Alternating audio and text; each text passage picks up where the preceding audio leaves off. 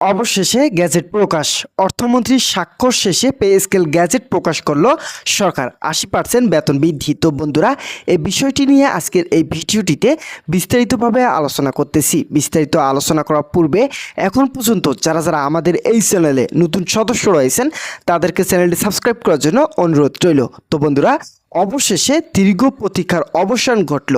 সরকারি চাকরিজীবীদের বহুল প্রত্যাশিত নতুন নবম পে স্কেল গ্যাজেট আনুষ্ঠানিকভাবে প্রকাশ করেছে সরকার। আজ সচিব কমিটির এক অত্যন্ত গুরুত্বপূর্ণ ও চূড়ান্ত বৈঠক শেষে অর্থমন্ত্রী চূড়ান্ত স্বাক্ষর গ্রহণের মাধ্যমে গ্যাজেটটি জারি করা হয়। এবারে নতুন বেতন কাঠামোতে কর্মকর্তা ও কর্মচারীদের দীর্ঘদিনের প্রত্যাশা ও দাবি সর্বোচ্চ প্রতিফলন ঘটানো হয়েছে। নতুন পে স্কেল বিস্তারিত বিবরণ থেকে জানা গেছে, সরকারি কর্মচারীদের দীর্ঘদিনের দাবি মেনে নিয়ে 11 থেকে 20তম গ্রেডের কর্মচারীদের মূল বেতন 1 লাফের রেকর্ড 80% বৃদ্ধি করা হয়েছে। এর ফলে প্রশাসনের নিম্ন স্তরে বিশাল সংখ্যক কর্মচারী অর্থনৈতিকভাবে অত্যন্ত মজবুত অবস্থানে পৌঁছাতে পারবেন। তো বন্ধুরা, অন্যদিকে প্রথম গ্রেড থেকে 10ম গ্রেড পর্যন্ত কর্মকর্তাদের মূল বেতন বৃদ্ধি করা হয়েছে 40%। একই সাথে সরকারি কর্মচারীদের সামাজিক নিরাপত্তা এবং অবসরকালীন জীবনে স্বাচ্ছন্দ্যের কথা বিবেচনা করে পেনশন সুবিধা এক ধাক্কায় 60% বৃদ্ধি করার সিদ্ধান্ত নেওয়া হয়েছে। শুধু মূল বেতনেই নয়, সরকারি কর্মকর্তা ও কর্মচারীদের প্রাপ্ত সকল প্রকার ভাতা একযোগে 40% বৃদ্ধি করার ঘোষণা দেওয়া হয়েছে। এই নতুন গ্যাজেটে ঘোষিত এই নতুন নবম পে স্কেল 1 থেকে 20টি গ্রেডের সামগ্রিক মূল বেতন তালিকাও চূড়ান্ত করা হয়েছে। নতুন কাঠামো অনুযায়ী দেশের সরকারি চাকরিতে সর্বনিম্ন মূল বেতন নির্ধারণ করা হয়েছে 22,000 টাকা এবং সর্বোচ্চ মূল বেতন ধরা হয়েছে 1,56,000 টাকা। নতুন এই বেতন তালিকা অনুযায়ী 20তম গ্রেডে কর্মচারীদের মূল বেতন শুরু হয় সর্বনিম্ন 22,000 টাকা থেকে। তো বন্ধুরা, ভিডিওটি এই মুহূর্ত পর্যন্ত এসেও এখন পর্যন্ত যারা যারা আমাদের এই চ্যানেলে নতুন সদস্য রয়েছেন তাদেরকে চ্যানেলটি সাবস্ক্রাইব করার জন্য বিনীতভাবে অনুরোধ রইল। তো বন্ধুরা, এরপর পর্যায়ক্রমে 19তম গ্রেডে 23,500 টাকা, 18তম গ্রেডে 25,000, 17তম গ্রেডে 26,800, 16তম গ্রেডে 29,000 টাকা, 15তম গ্রেডে 31,500, 14তম গ্রেডে 34,200, 13তম গ্রেডে 37,200 টাকা এবং 12তম গ্রেডে 40,500 টাকা, 11তম গ্রেডে 44,200 টাকা নির্ধারণ করা হয়েছে। একইভাবে প্রথম শ্রেণীর কর্মকর্তাদের ক্ষেত্রে 10ম গ্রেডের মূল বেতন শুরু হবে 48,000 টাকা থেকে।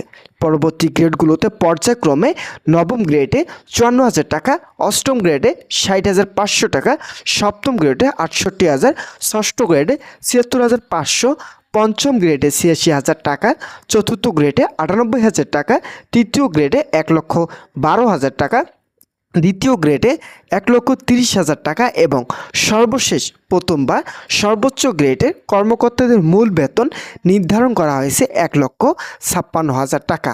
সুবিন্যস্ত এই বেতন তালিকার ফলে প্রতিটি গ্রেডের মধ্যকার বেতনের ব্যবধান অত্যন্ত যৌক্তিকভাবে বজায় থাকবে।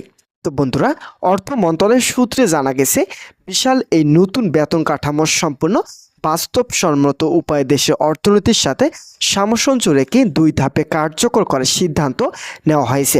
প্রথম ধাপ অনুযায়ী কর্মচারীদের বর্ধিত মূল বেতন বা বেসিকের শতভাগ 100% চলতি বছরের 1 জুলাই থেকে কার্যকর করা হবে। অর্থাৎ কর্মচারীরা জুলাই মাস থেকে হিসাবকৃত বকেয়া সহ বর্ধিত মূল বেতন হাতে পাবেন।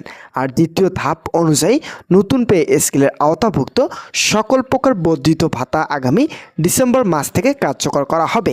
2 ধাপে এই বিশাল বাজেট বণ্টন করার ফলে সরকারের উপর এককালীন অর্থনৈতিক চাপ যেমন লাঘব হবে, তেমনি দেশের সার্বিক বাজার অর্থনীতিতে কোনো ধরনের বিশৃঙ্খলা ও মুদ্রাস্ফীতির ঘটার সুযোগ থাকবে না। তো বন্ধুরা, এবারে নবম পে স্কেল সবচেয়ে আকর্ষণীয় ও যুগান্তকারী সংযোজন হলো বার্ষিক বেতন বৃদ্ধির স্বয়ংক্রিয় নিয়ম বা ইনক্রিমেন্ট। নতুন গ্যাজেটে ঘোষণা অনুযায়ী এখন থেকে প্রতি বছর সরকারি কর্মকর্তা ও কর্মচারীরা মূল বেতনে 20% হারে বার্ষিক ইনক্রিমেন্ট প্রদান করা হবে।